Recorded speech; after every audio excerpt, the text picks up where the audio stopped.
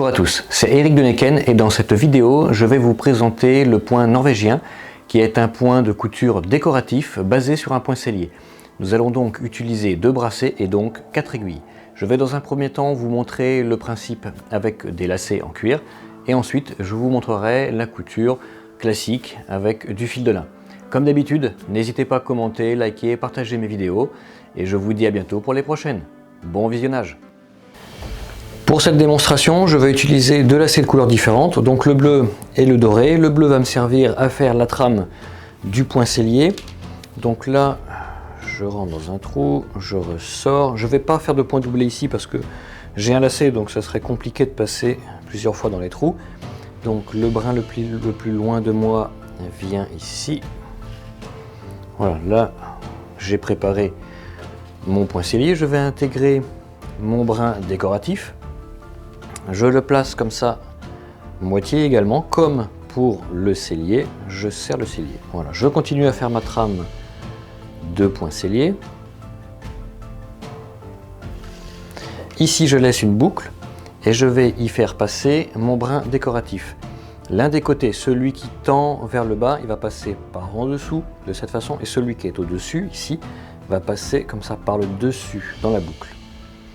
Je serre mon point sellier et ensuite je serre doucement, voilà, mon brin décoratif et je continue de cette façon mon sellier.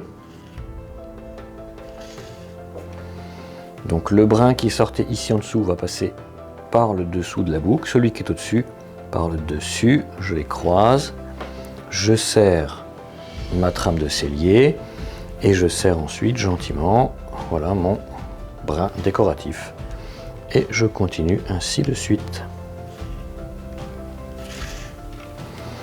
Donc un brin qui passe par le dessous, un brin qui passe par le dessus. Je serre ma trame de sellier et je serre ensuite un peu le décoratif.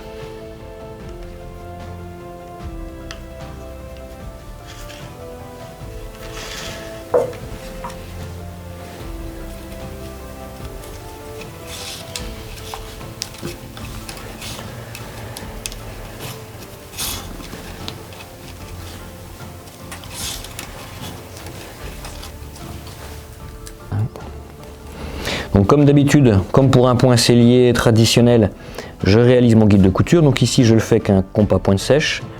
La première ligne de couture, je l'ai réalisée avec un formoir, mais j'aurais pu aussi prendre le compas pointe sèche. Là, je prends ma griffe à molette, ici en molette numéro 8, comme d'habitude.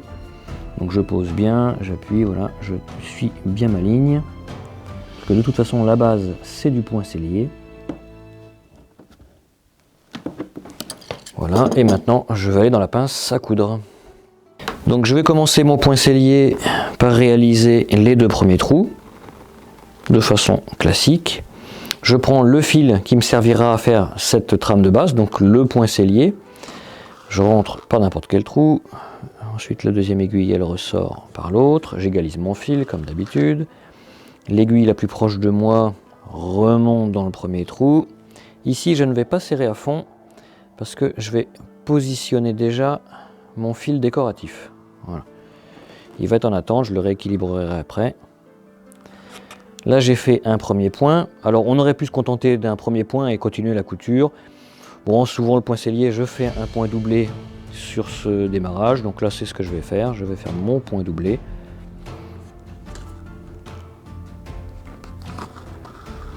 Voilà, pour dire que finalement la trame du sellier ne change vraiment pas.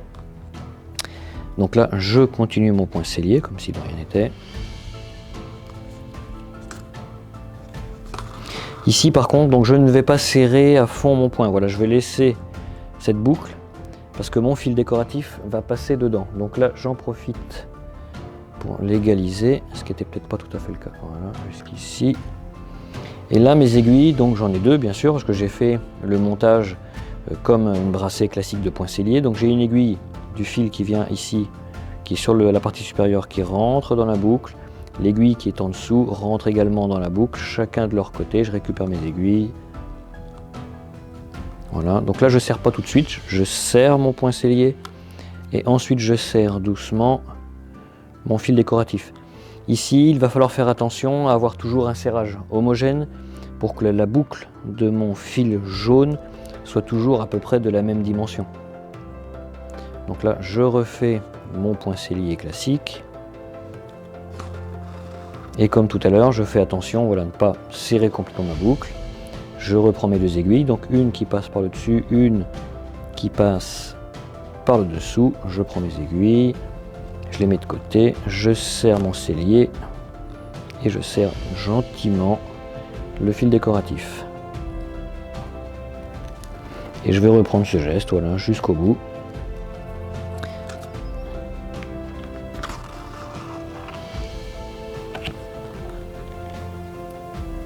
Donc une aiguille dessus, une aiguille dessous. Ah, merci Léman.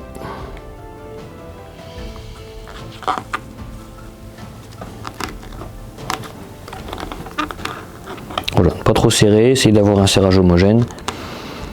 Et on poursuit comme ça jusqu'au bout.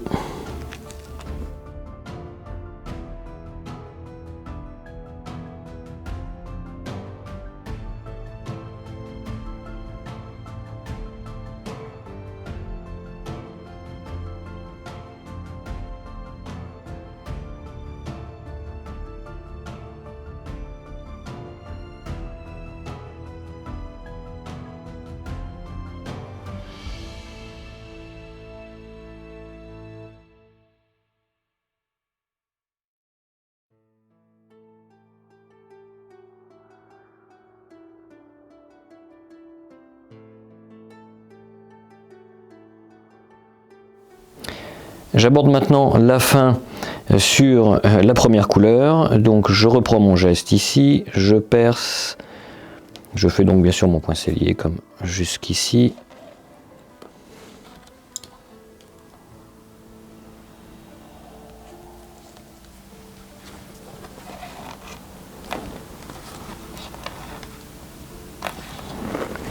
Donc je fais bien sûr mon dernier trou.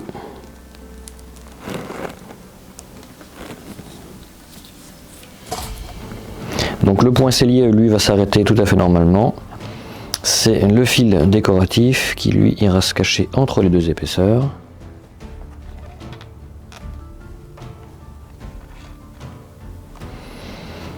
Donc là, je peux le laisser en attente ou le traiter maintenant, qu'importe. Là, je vais prendre mon haleine ronde pour arrêter mon fil de base. Donc là, 3 points doublés, classique.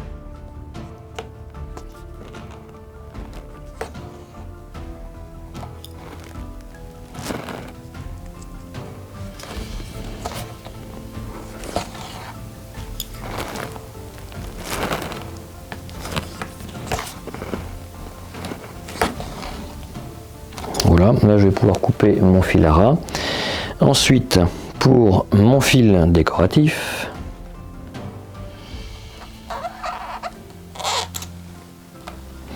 je vais simplement prendre chaque aiguille, rentrer dans le dernier trou, venir me cacher ici entre les deux épaisseurs.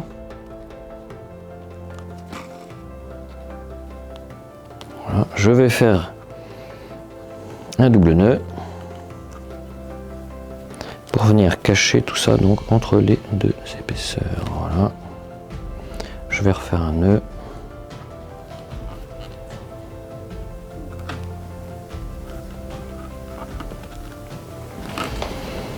Je coupe le tout à ras.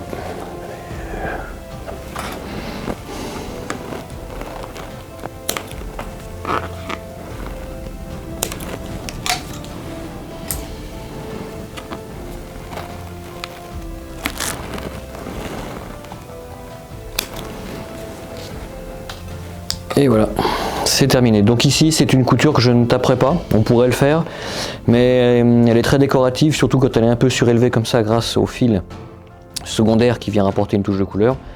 Donc j'aime bien le relief, donc par contre à ne pas faire effectivement sur une pièce où il y aurait potentiellement des frottements, sinon vous seriez obligé de taper la couture.